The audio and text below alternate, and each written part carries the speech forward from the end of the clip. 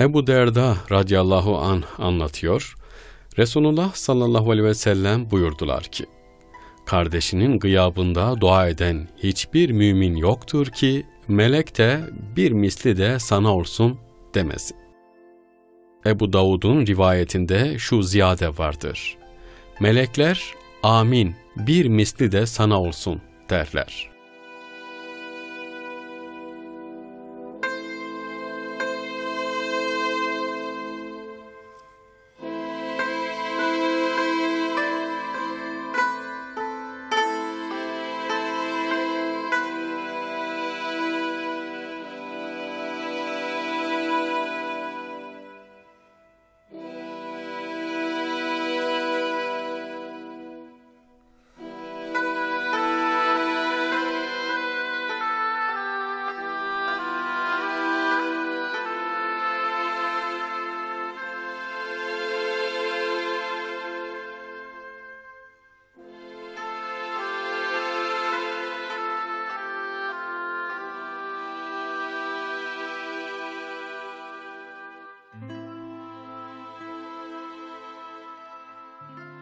Evet, bir müminin diğer din kardeşi hakkında gıyabinde yani arkasından yaptığı duayı Allahu Teala kabul ediyor. Buna gıyabında dua deniliyor. Yüze karşı duaya riya karışabilir ama arkadan olunca sırf Allah rızası için dua edilmiş olur.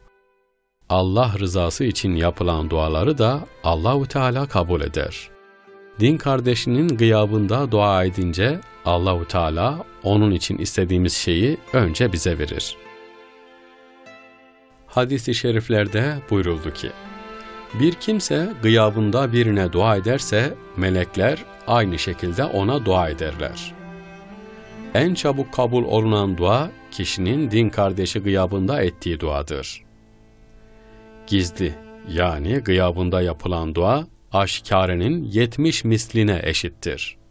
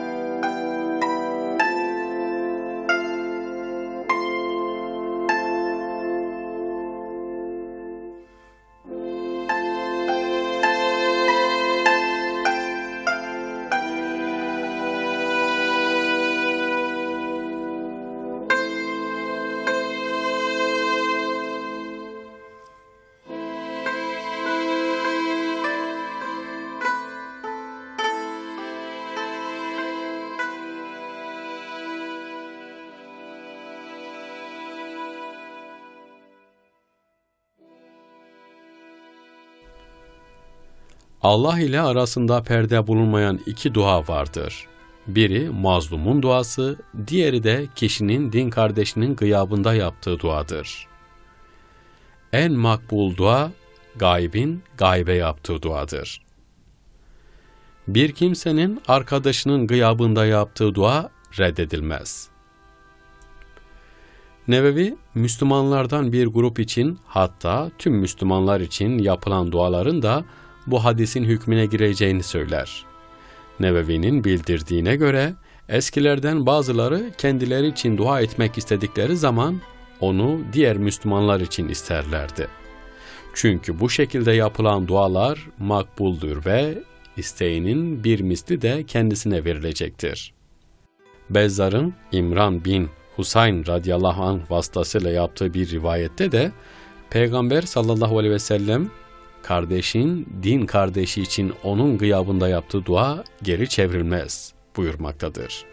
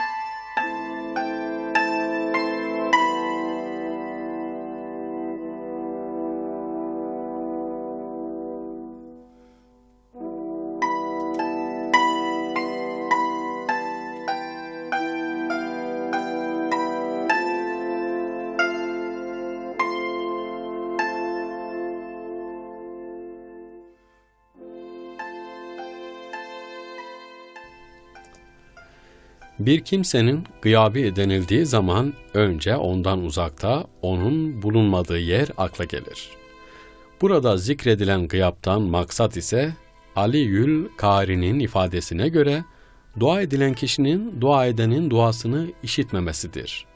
Bu bedeni uzaklıkla olabileceği gibi dua edenin kalbiyle veya dua edilenin duyamayacağı kadar kısık bir sesle dua etmesiyle de mümkündür. Teberani'nin bir rivayetinde Yusuf bin Esbat, "Ben uzun zaman bu hadisin bedeni uzaklığa delalet ettiğini zannettim. Ama şimdi anladım ki sesi duyulmayan kişi aynı sofrada bile olsa gayiptir," demiştir. Müslümanlar için onların haberi olmadan yapılan dualar tam bir samimiyet taşıdığı, gösteriş ve riyadan uzak olduğu için bu derece önemli bir özellik arz etmektedir. Üstelik bu, dua edenin âli cenaplığına delalet eder. Onu kıskançlık ve hırs gibi kötü huylardan uzaklaştırır. Sizden biri kendisi için istediğini Müslüman kardeşi için de istemedikçe kamil imana sahip olmuş olmaz. Hadis-i şerifindeki yüce duyguyu gerçekleştirir. Müslümanı fedakarlığa ulaştırır.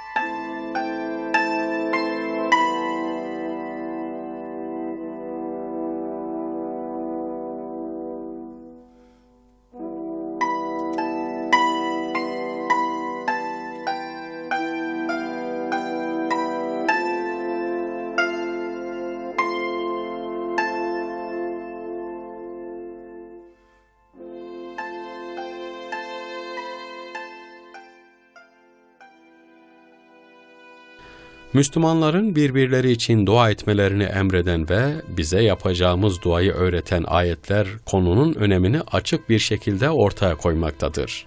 Bunlardan sonra gelenler de şöyle derler: "Ey Rabbimiz, bizi ve bizden evvel iman eden kardeşlerimizi bağışla.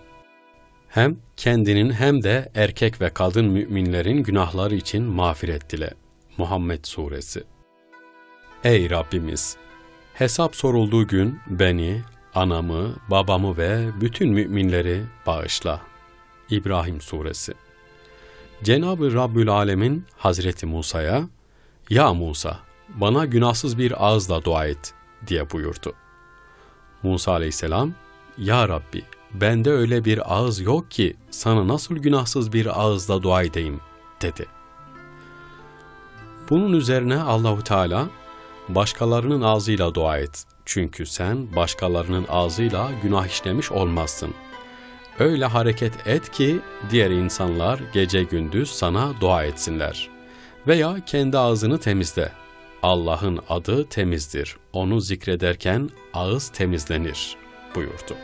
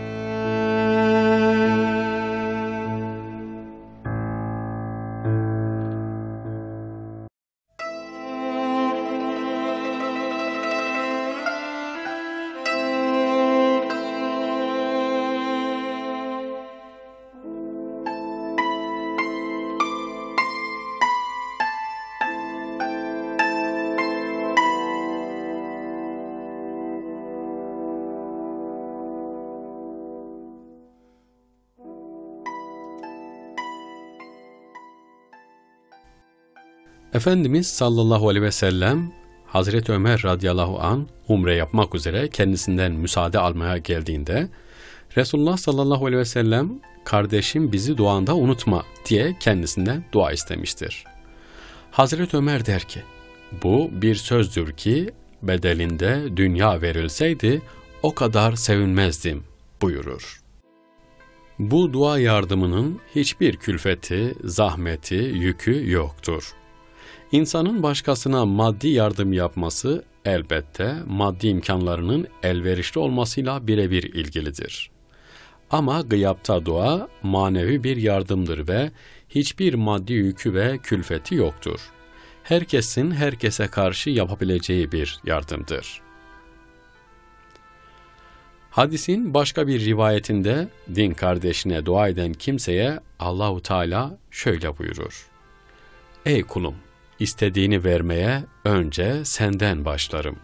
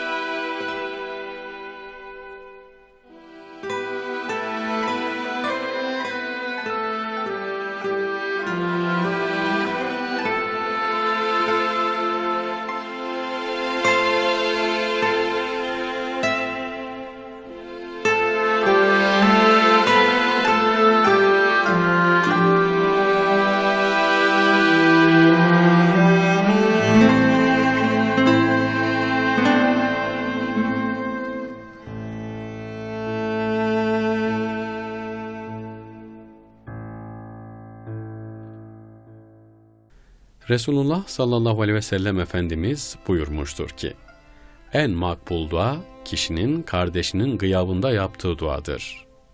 Yine sallallahu aleyhi ve sellem Efendimiz, şüphesiz müminlerin birbirlerine yaptıkları duaları onları arkadan sarar, destekler buyurmuştur. Ebu Talip el-Mekki der ki, kardeşliğin hak ve gereklerinden birisi de kardeşi için gıyabında hususi dua ve istiğfar etmektir. Allah için kardeşliğin bundan başka hiçbir bereketi olmasaydı bu bile yeterdi.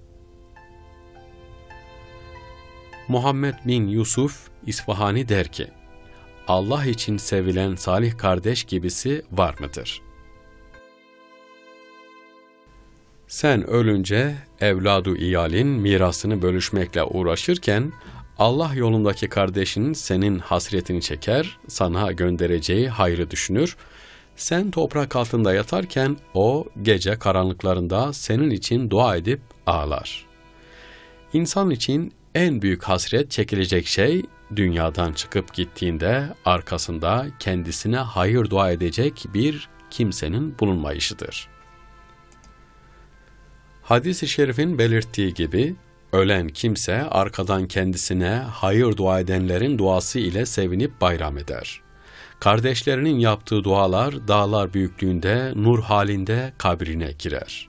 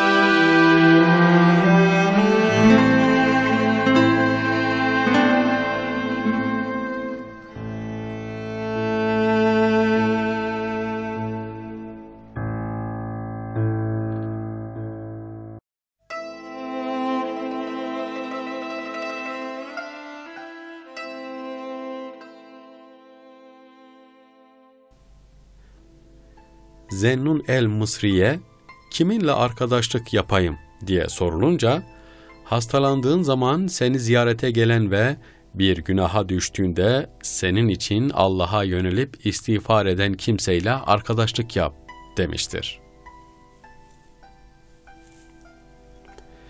İslam kardeşliğinin haklarından biri de ona özel olarak dua etmek ve gıyabında affı için Allah'a yalvarmaktır.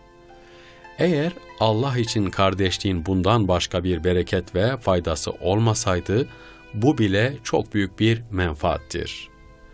Muhammed bin Yusuf el-İsfahani rahmetullahi aleyh der ki, Allah için sevilen salih kardeş gibisi var mı acaba? Sen öldüğünde ailen oturup mirasını bölüşürken ve senin geride bıraktığın mallarla keyiflenirken, salih kardeşin sadece senin derdine düşer. Senin ahirette gönderdiklerini düşünür ve sen toprak altında yatarken o, gece karanlıklarında senin için dua eder.